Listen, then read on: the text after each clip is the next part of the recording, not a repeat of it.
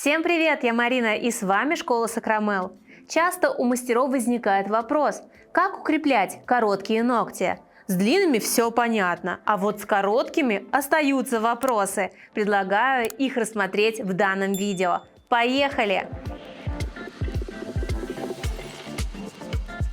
Наш исходный вариант. И первый вопрос, с которым сталкиваются мастера, какой материал выбрать для укрепления коротких ногтей?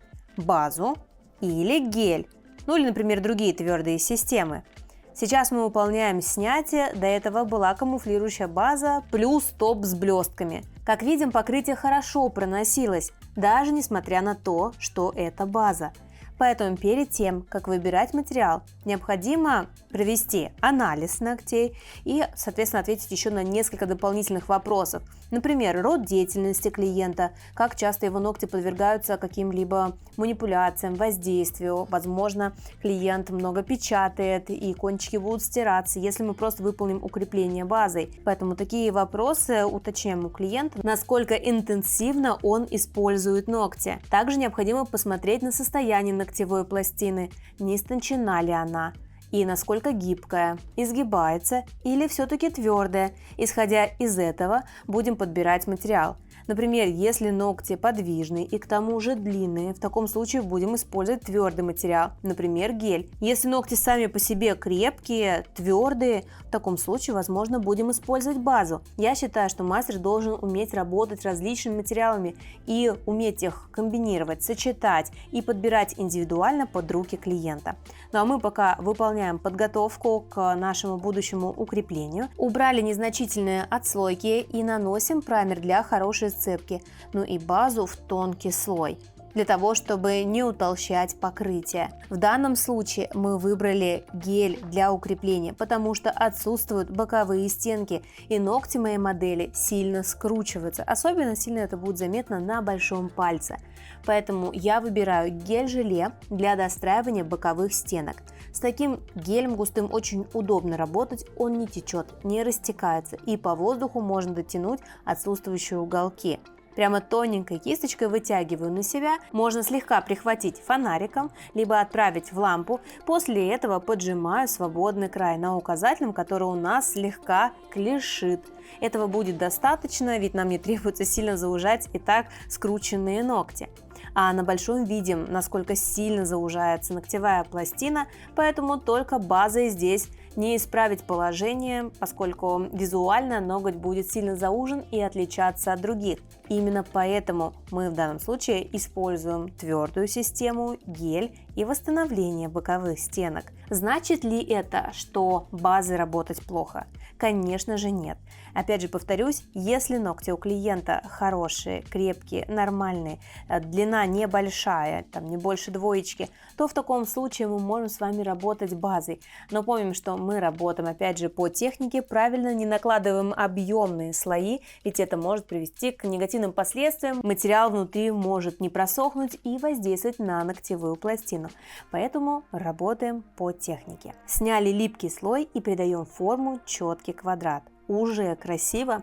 В принципе, можно было оставить так, потому что дальше нас ждет объемный дизайн, но все-таки хотелось немного достроить архитектуру по стрессовой зоне, поэтому использую ликвид гель. Уже не раз в своих видео я вам рассказываю про этот материал, который имеет армирующие свойства, изгибается и хорошо подходит для такой средней длины.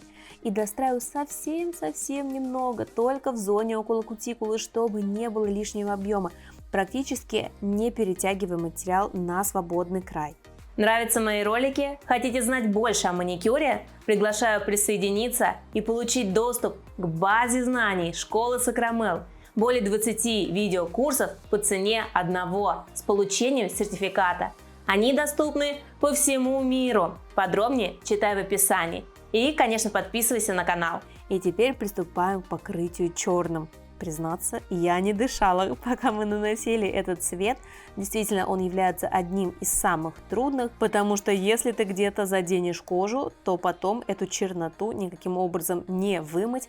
Поэтому, чтобы классно нанести черный цвет в зоне кутикулы, первое, должен быть чистый подкутикульный карман, не должно оставаться пыли.